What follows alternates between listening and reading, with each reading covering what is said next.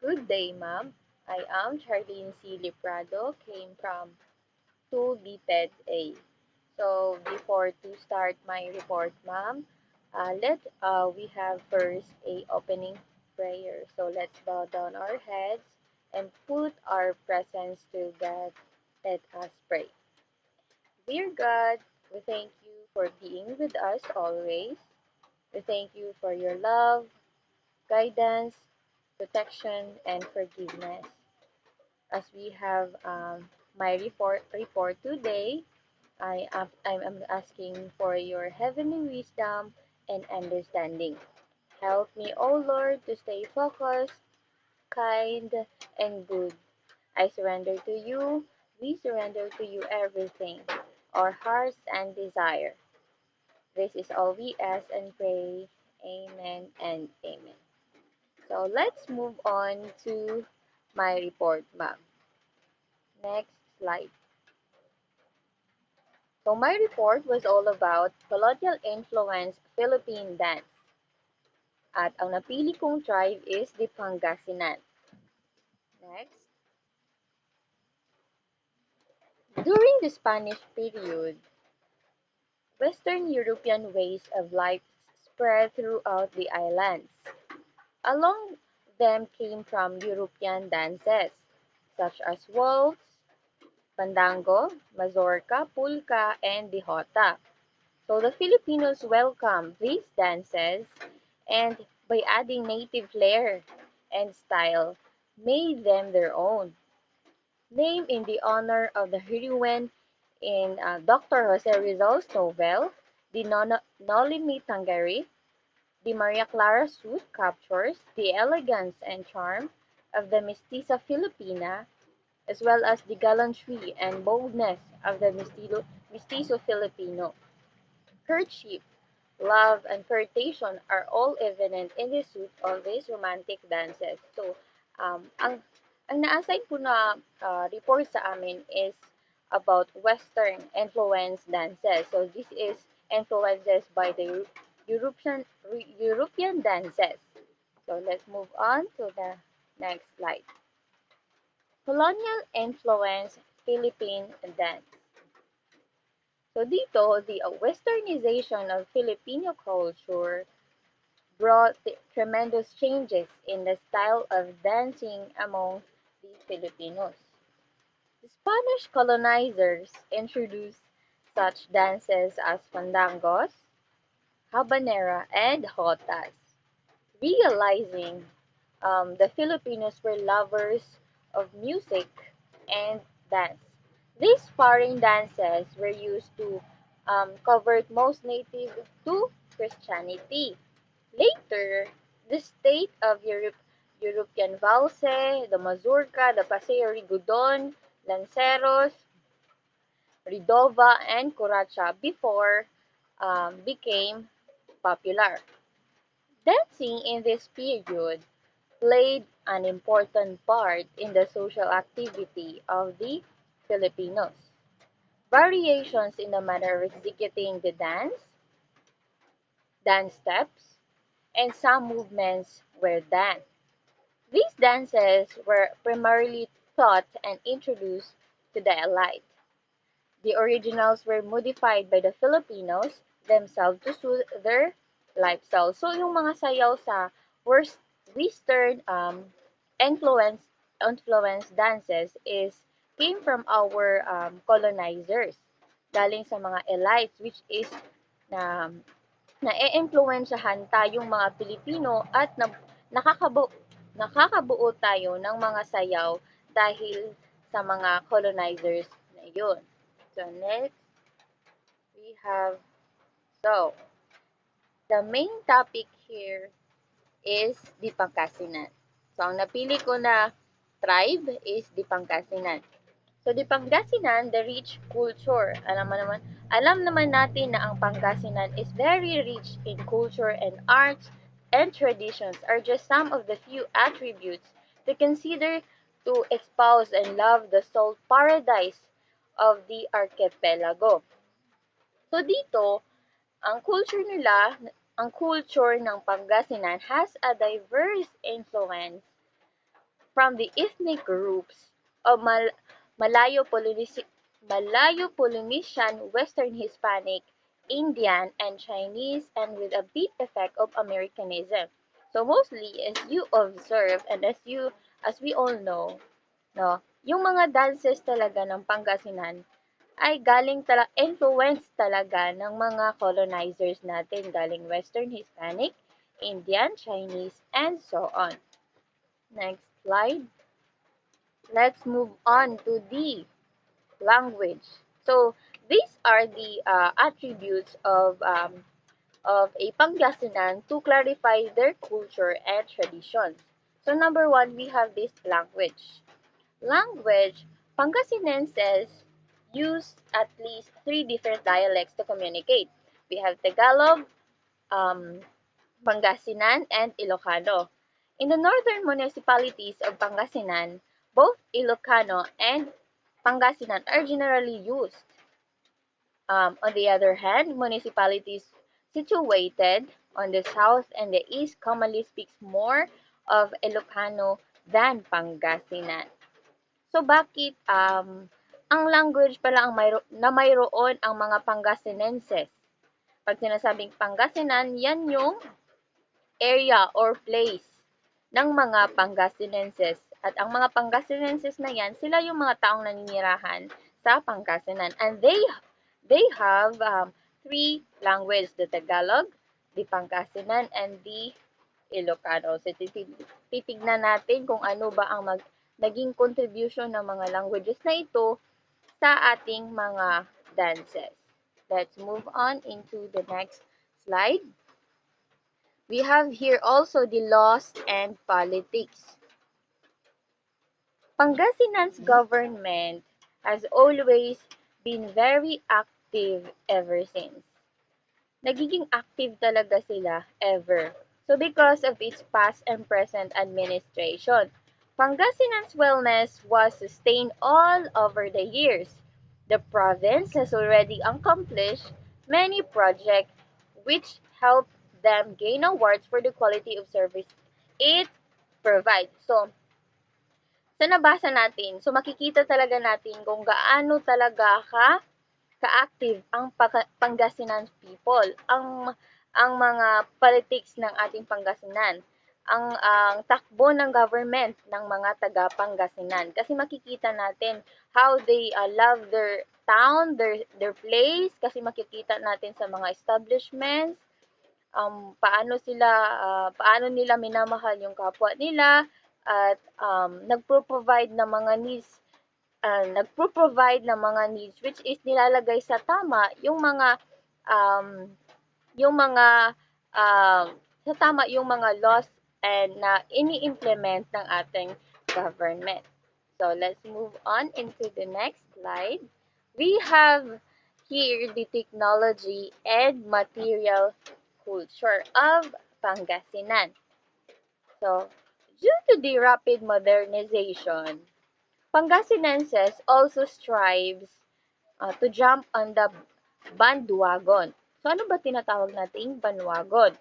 Yet still, living in a rural province actually helps to maintain the traditional living of Pangasinenses. With the main livelihood of the people here, which are farming. So, ang main livelihood talaga ng mga Pangasinenses is farming o ang pagsasaka sa bukid like that. Pangasinenses has a lot to offer when it comes into agriculture. So, mayaman sila sa agriculture. Rice is the principal crop of the region, while tobacco and sugarcane are planted into mountainous areas of the province. Thick coconut groves, copra, fans, sweet coconut bars, o tinatawag nating bukayo, and other coconut delicacies are produced. So, kadami-dami talagang mga crops galing sa Pangasinan. So, base sa pagkakaalam ko, kalaki-laki na mga contribution ng mga ito pagdating sa arts and crafts ng Pangasinan, lalong-lalo na sa kanilang mga dances. So next, we have wild fish sauce bagoong remains prominent in the province. So as fish products like boneless bangus, pots, and wooden furniture are also some of the province's products. They have also their pots, um, the boneless bangus, the fish products, and many others.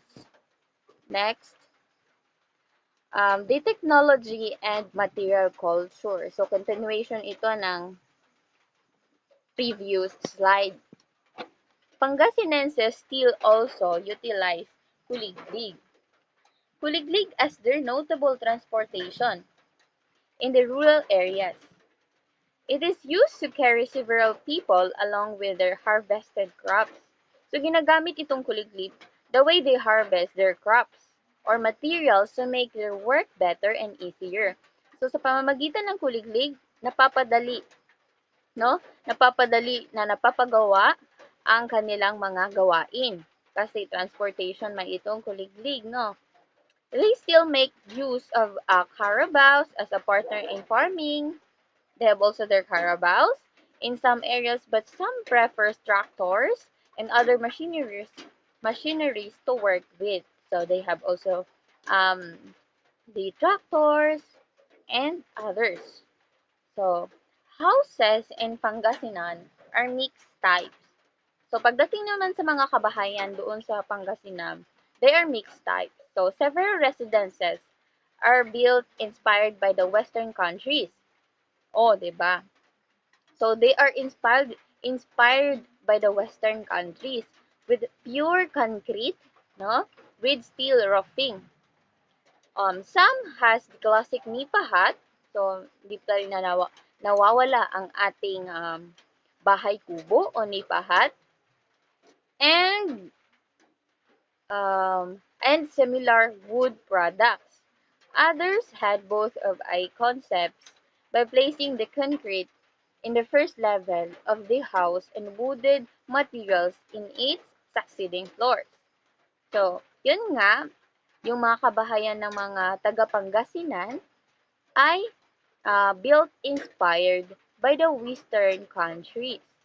So, merong mga concrete, pero hindi pa rin nawawala yung nipahat, mga wooden products, pero kadalasan talaga ay mga Western influence. So, having an altar in every home. So, dito, sa bawat bahay na mayroon ang Pangasinan, meron talagang altar.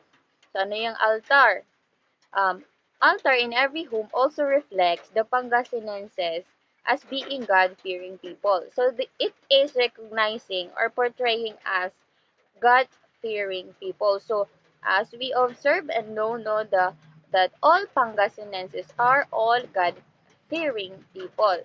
A lot of people are devoted in their respective saints by placing flowers like that, offering foods and monies as their offering foods and monies. So regular praying in front of it also exercise accompanied with their rosaries while kneeling down or just simply sitting on a chair. So, yun nga, napaka-God-fearing pa rin ng Pangasinenses. Next, we have the continuation of the technology and material culture. People in Pangasinan tend to dress accordingly with the mainstream standard. So, nakabase ito sa kasarian ng tao, no? Because of the colonial mentalities Filipino have. As hindi maiiwasan, may mga tao talagang judgmental. Because of the most of the Filipinos counting Pangasinenses strive to achieve that. Yet, some still practice traditional clothing with reserved personality. Because as we all know, the way you clothe, the way you worn the dress, it is represents who you are. It is portraying who you are, the good attitude you have, like that. So Pangasinan is still not fully urbanized. So it is not fully urbanized. But it seems like the province doesn't need to be a fully one to be successful for being a half of urban and a half of rural. province contributes a lot in the provincial's growth and development. So, ibig sabihin, halo-halo. May mga, ang Pangasinan matatawag nating half rural, half urban. Next, let's move on into the values and attitudes they have in Pangasinan. So, living in the third largest province in the Philippines. So, the Pangasinan was the third largest province in the Philippines. Pangasinan people are Pangasinenses are not set apart from the extraordinary attitudes, values of Filipinos. Pangasinenses are also known with the same attitudes as Filipinos because we are Filipinos, right?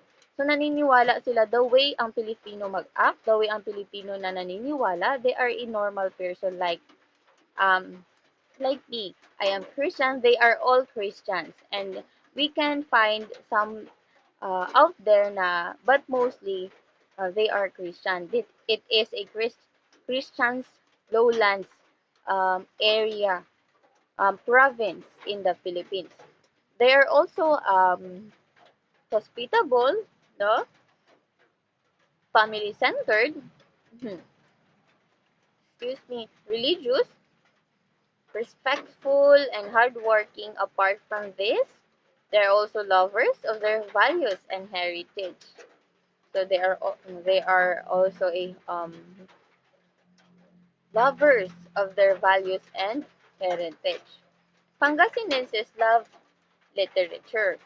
Na gusto nila yung mga literatures as it is shown in the well-known piece about the legend of Princess or Duha. So, mahilig sa mahilig sila sa literatures at naniniwala sila sa mga literatures. Pangasinense are also lovers of arts. So, ito talaga yung point dito. Isa sa mga iniidolo ko sa mga Pangasinan they are lovers of arts and culture. And it is manifested in many traditions.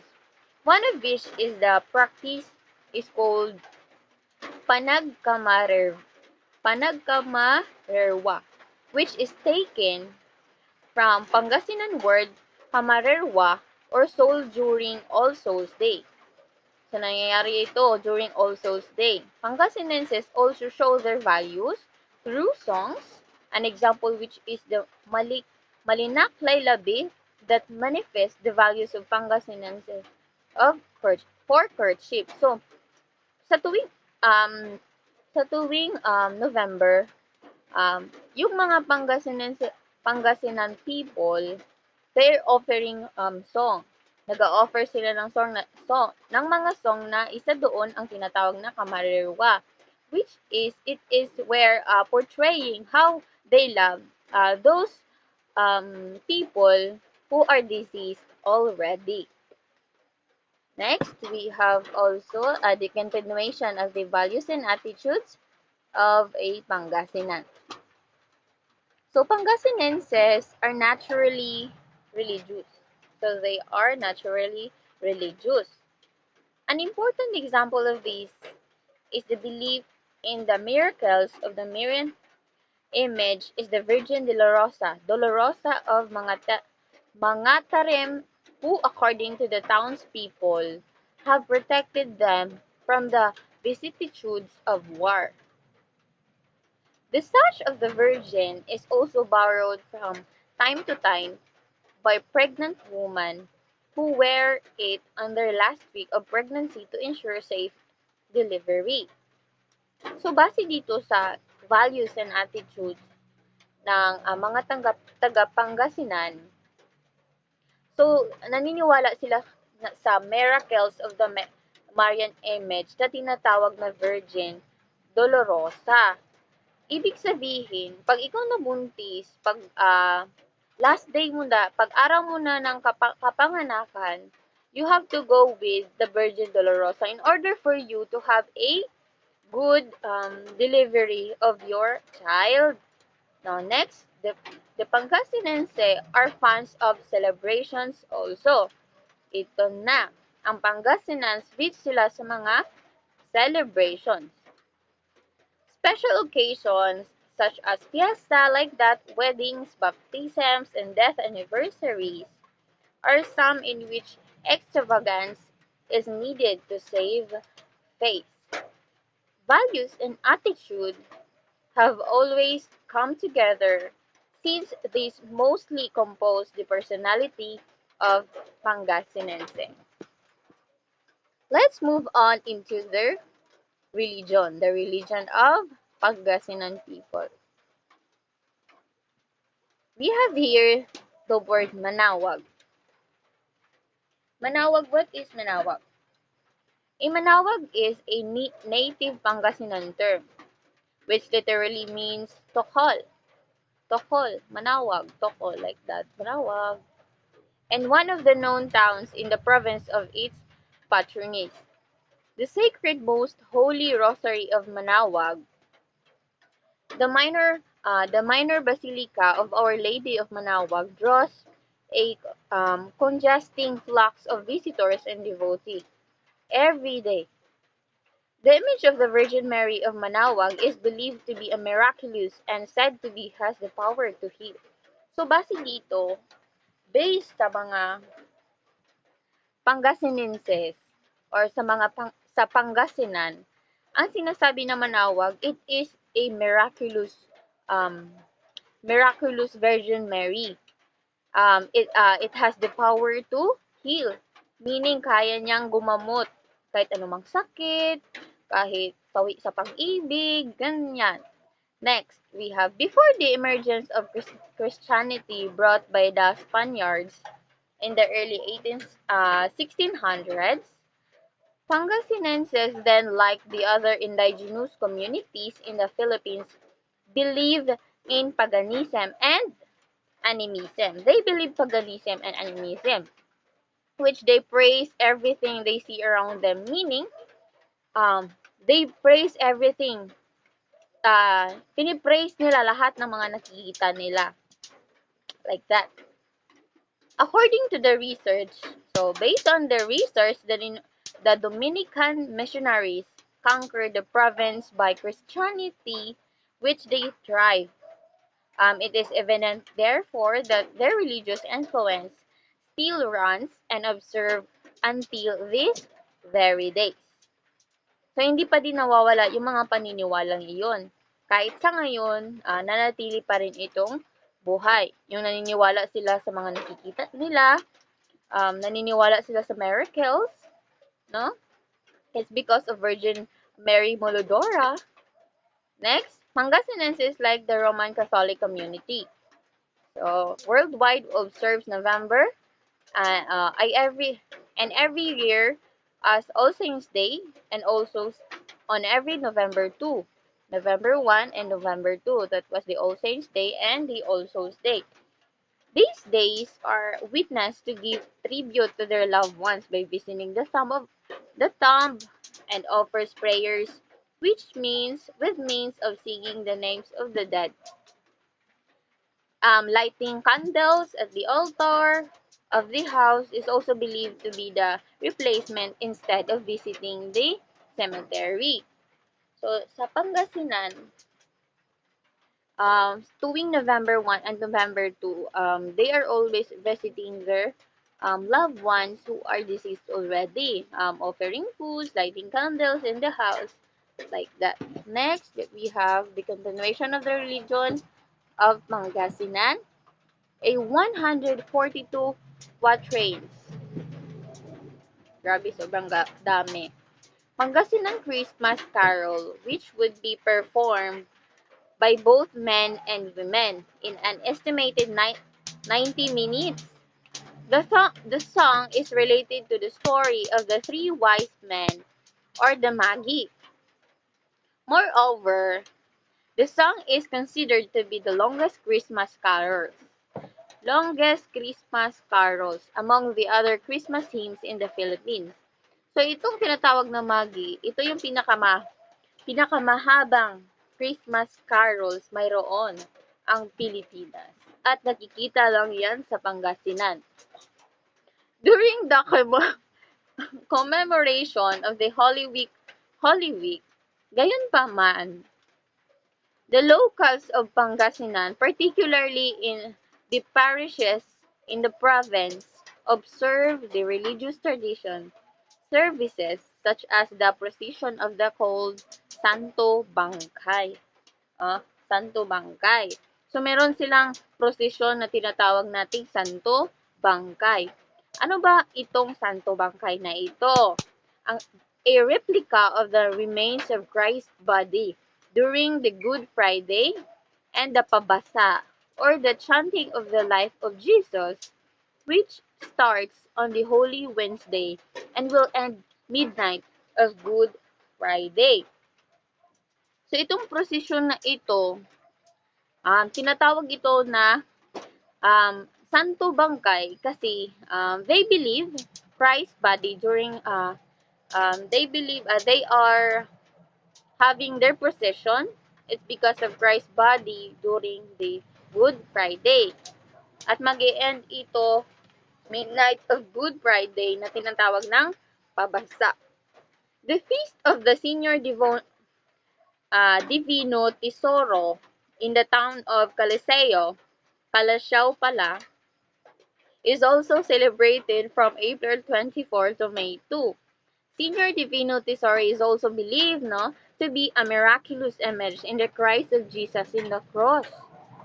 So itong Senior Divino Tesoro in the town ng Caliseo, nagse-celebrate siya during from April 24 until May 2. Kasi ito siya he is believed that the miraculous image from the Christ Jesus in the cross. Furthermore, during the season of Lent, the parish of Santo Domingo, Pangasinan, in the city of San Carlos hosts the Living Rosary vigil along the main streets of the city. Next. Let's move on into the aesthetics na mayroon ang Pangasinan. Aesthetics. Moreover, Pangasinenses are somewhat tagged as business-minded. So, and at the same time, they are God-fearing, right? And at the same time, they are business-minded. So, individuals that might in fact under the hereditary influence of the Chinese. So, it is influenced by the Chinese people that they were being a business-minded people. Hence, some of the traditional industries in the province still continue to succeed. The buri hat making, mat weaving, wooden shoe manufacture, brick and pottery making, and metal craft. So, base sa mga crafts, arts and crafts na pinoprovide ng mga Pangasinenses was so very wonderful and inspiring. Kasi makikita mo these things symbolizes how they were love their lifestyle, how they were love the other people, like that. Hence, therefore, at the end of the everyday, the influences of other hereditary, environmental, and ancestral will always flow inside and will reflect who we really are today and tomorrow. Let's move on. Those are the attributes of Pangasinan culture and traditions.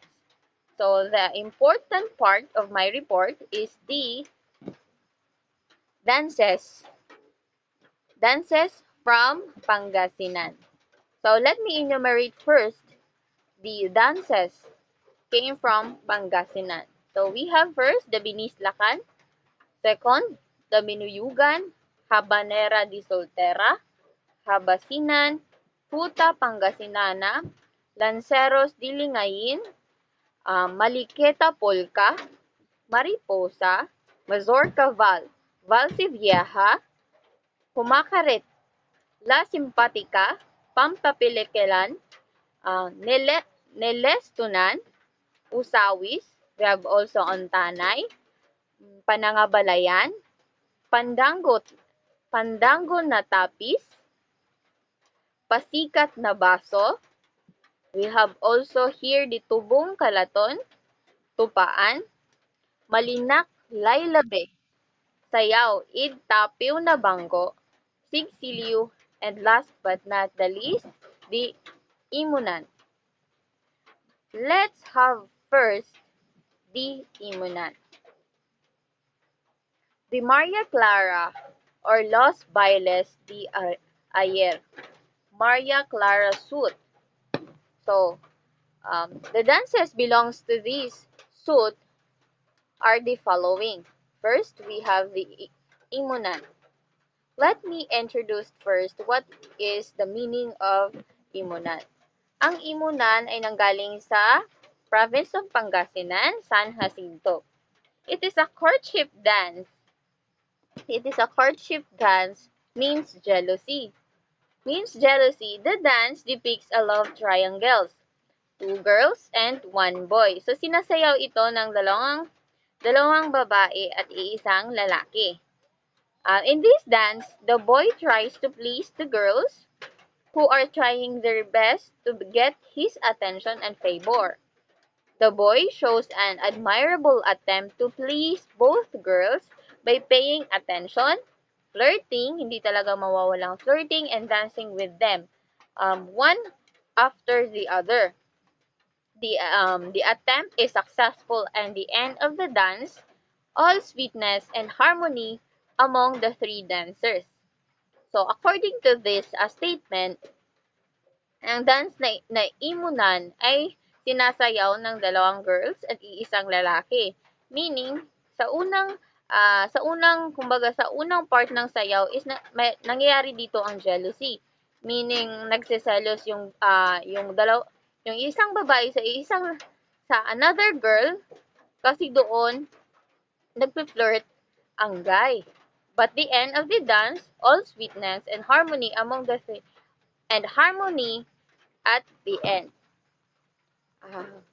What are those Ibunan attires? So here, the girls wear balintawa costume without tapis, kamisa, soft panuelo over one shoulder or around the neck, and carcho or chinelas for the footwear.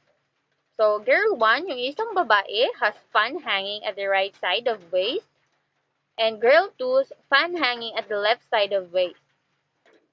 Boy wears barong Tagalog and white trousers and chinelas. Let's move on into La Simpatica. It came from the province of Pangasinan. Simpatica means demure, charming, and lovable. Qualities of señorita deeply in love.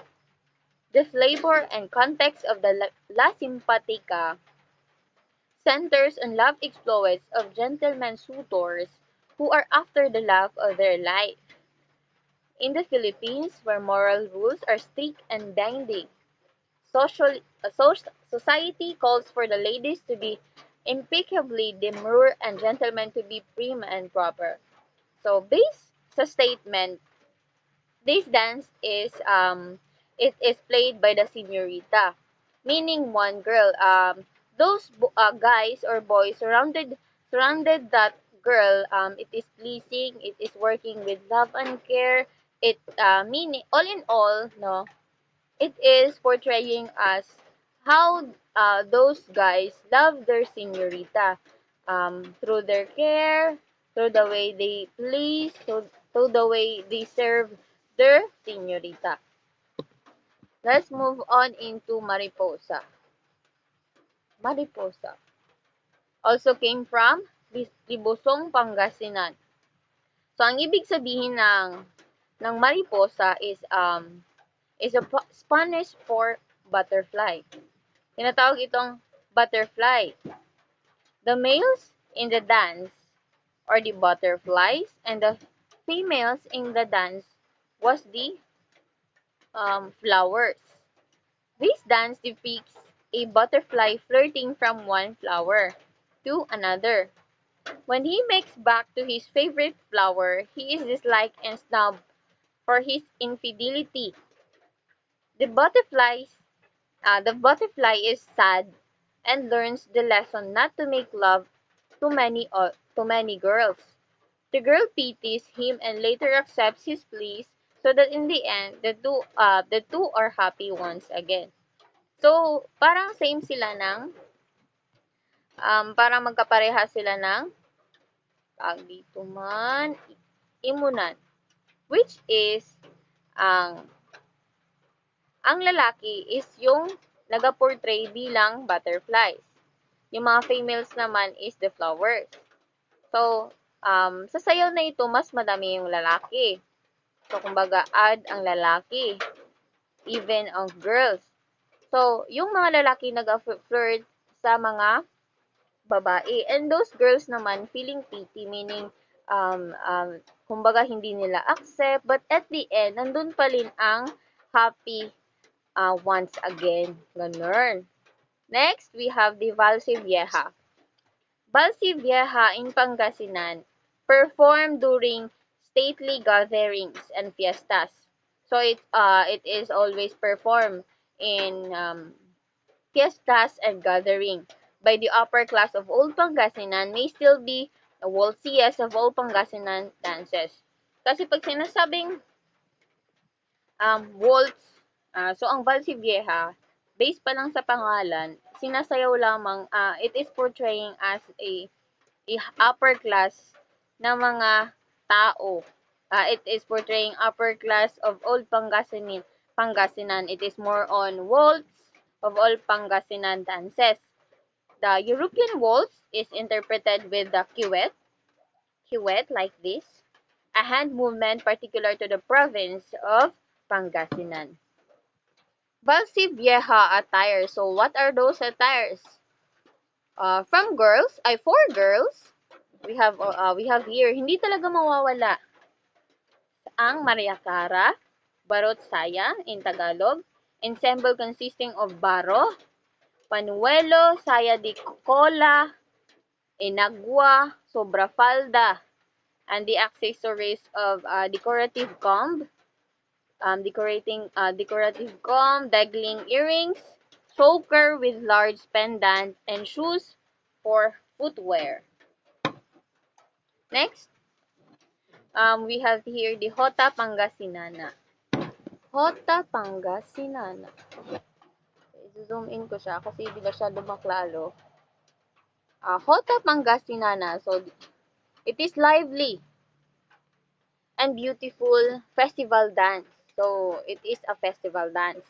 From barrio. Ang tinatawag na barrio is village. Yun siya. Of Pangasinan in the province of Pangasinan, Philippines. This dance very strongly shows marked Spanish influence. It is Spanish influence, no, in its steps and music.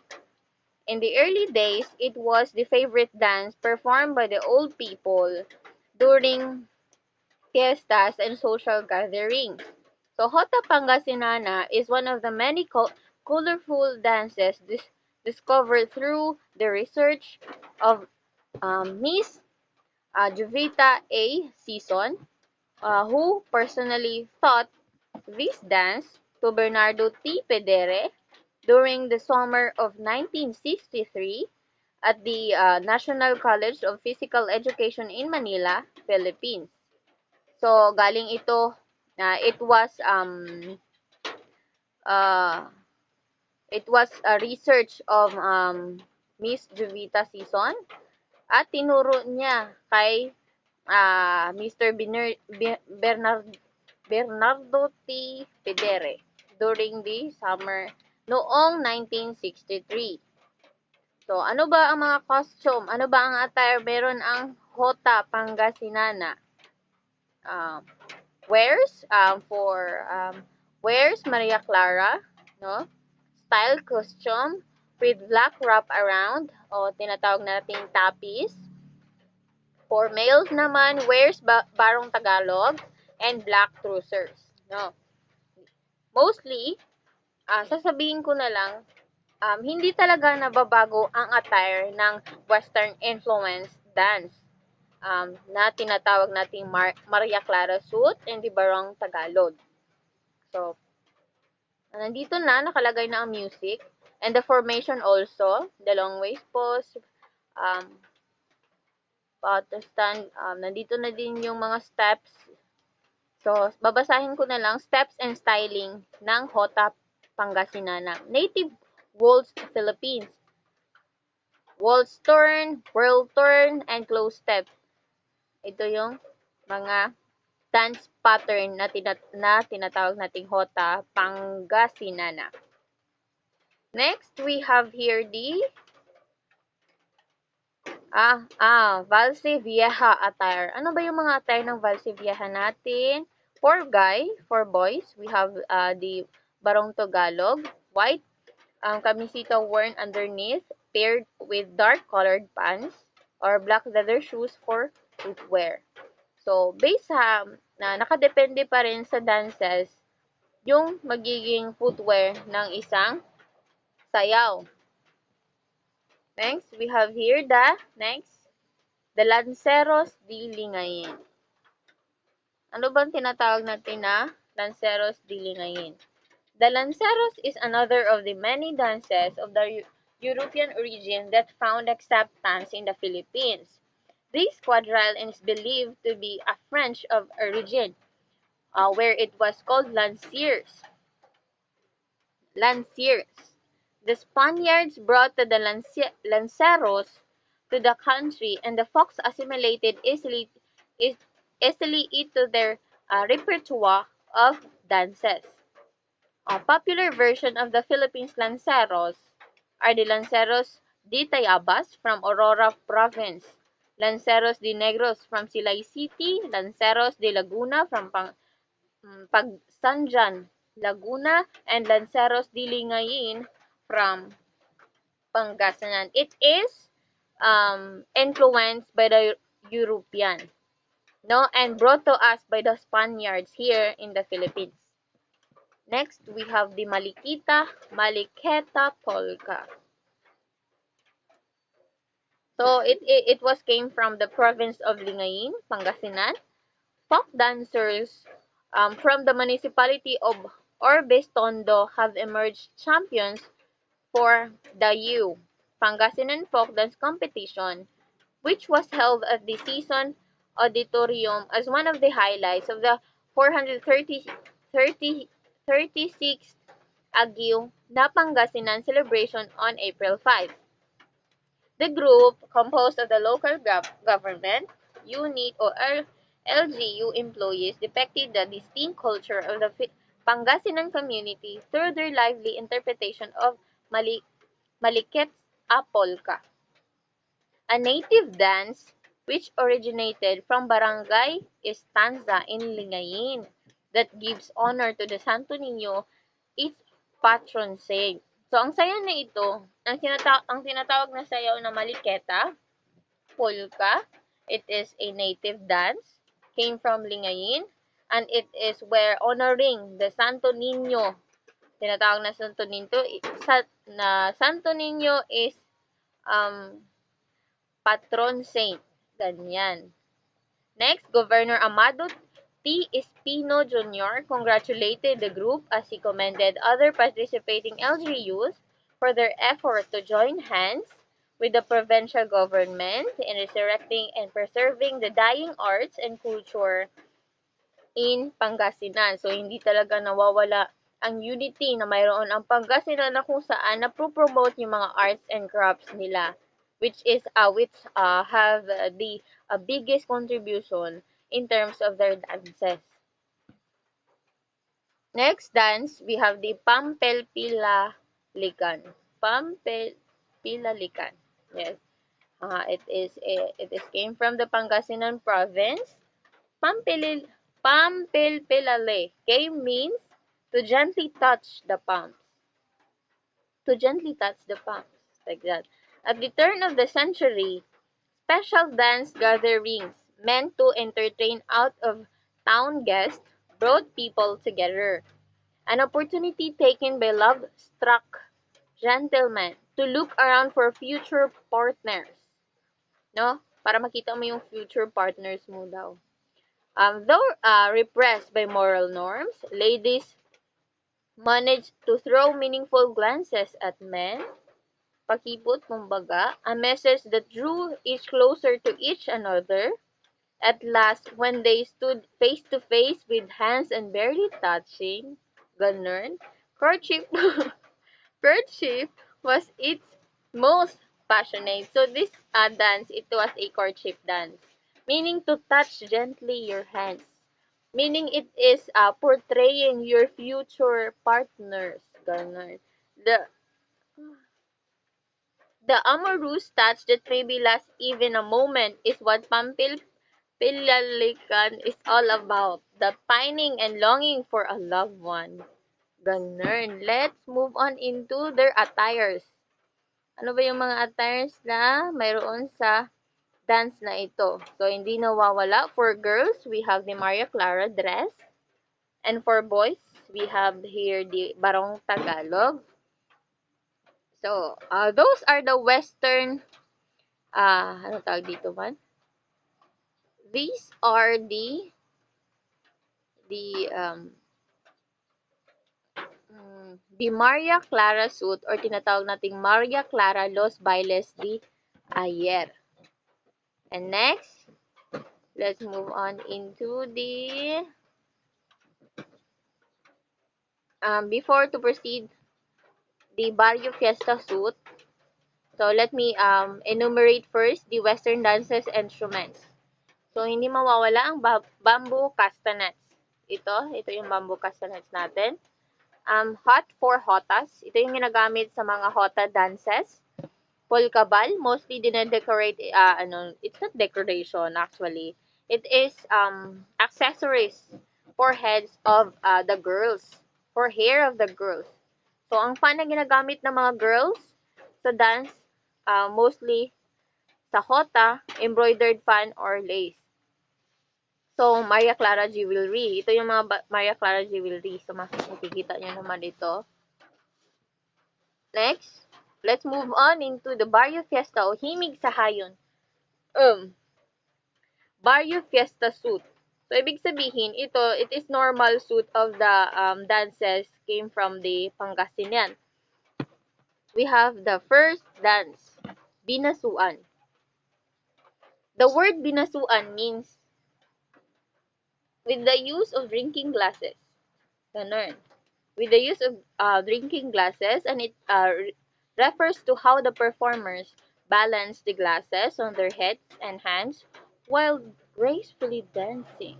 It is especially tricky because the glasses are filled with rice wine or some other form of liquid.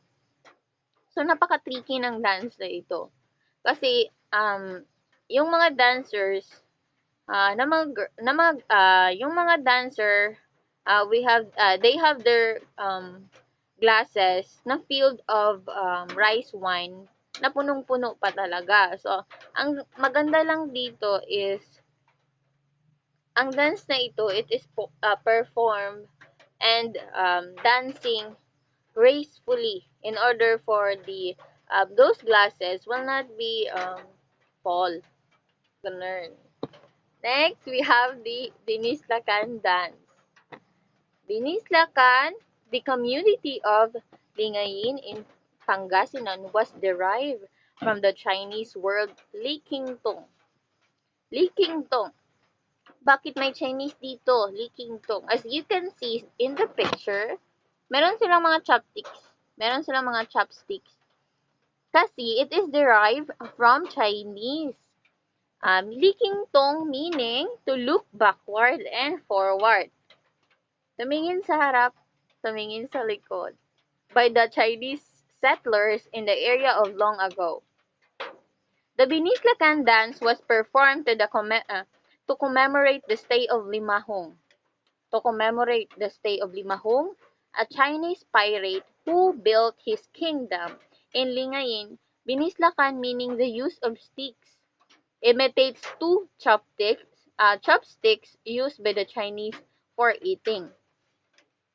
So, ibig sabihin, ang Binislakan dance na ito is it is commemorating the stay of Limahong, meaning before there was a Chinese pirate brought there in Pangasinan. So here siya yung nagpatayo ng kingdom in Lingayen doon sa Pangasinan. Ang Lingayen kasi it was a province of Pangasinan. So doon naka-build siya doon ng kingdom. So that's why they make a dance um, that was entitled Binislakan, the use of chopsticks. It is portraying to imitate the two chopsticks used the Chinese for eating. So are you familiar with chopsticks? I know. Bislak are used to represent chopsticks. Yung word na bislak, ibig sabihin, it is representing the chopsticks. Binislakan. So I have here also the facts about Binislakan. Is a peculiar and very colorful dance from the province of Vindas, Pangasinan in the island of Luzon, Philippines.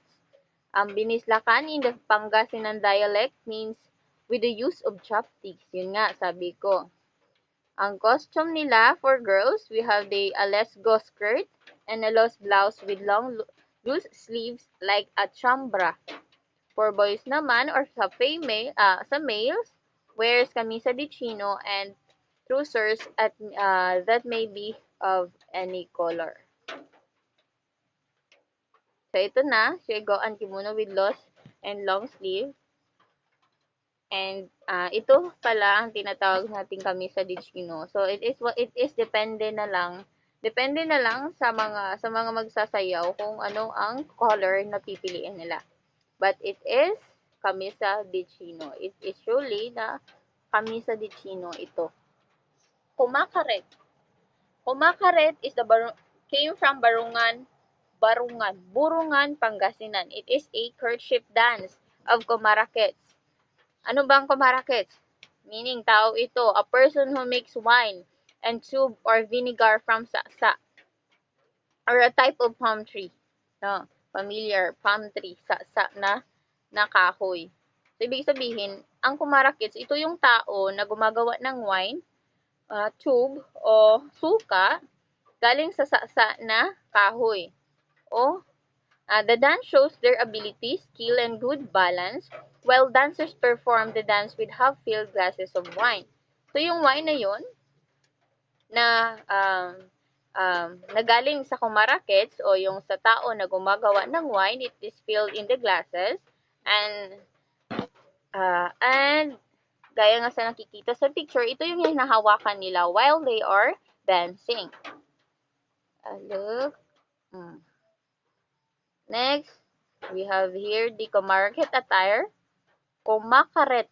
Kung say kumakaret, kumarakit. Kumakaret, manggod.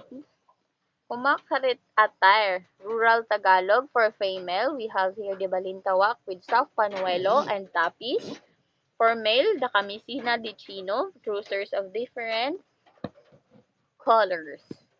Binuyugan. Binuyugan. Is the dance from the Ilocano area of Pangasinan that shows women balancing the traditional banga or clay pots on their heads. At the end of the dance, the women lie on their stomach, then roll from side to side while balancing the pot. It is Ilocano term meaning celebration of abundance. It is Ilocano dance. As you can see, they have their pots in their heads. They are gracefully balancing and dancing with pots in their heads. Meaning it is portraying or celebrating of abundance they have. Next, the Habanera de Soltera.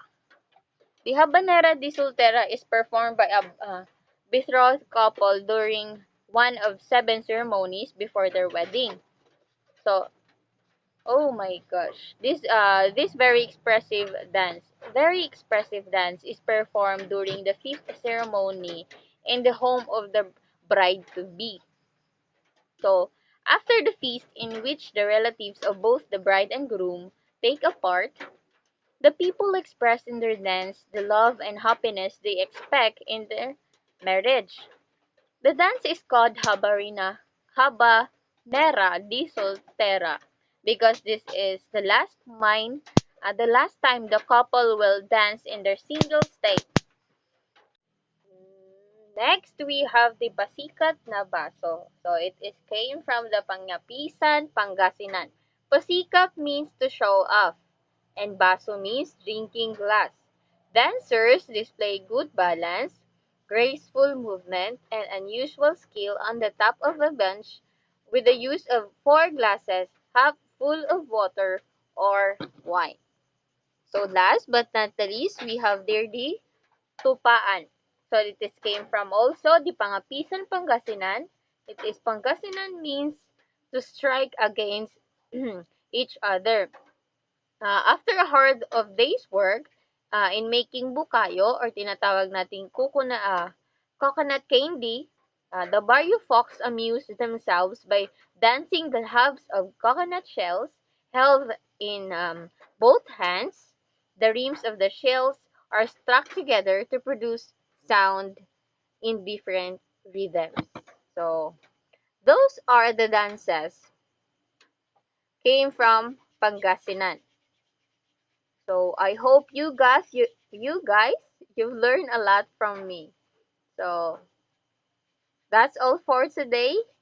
Thank you for watching.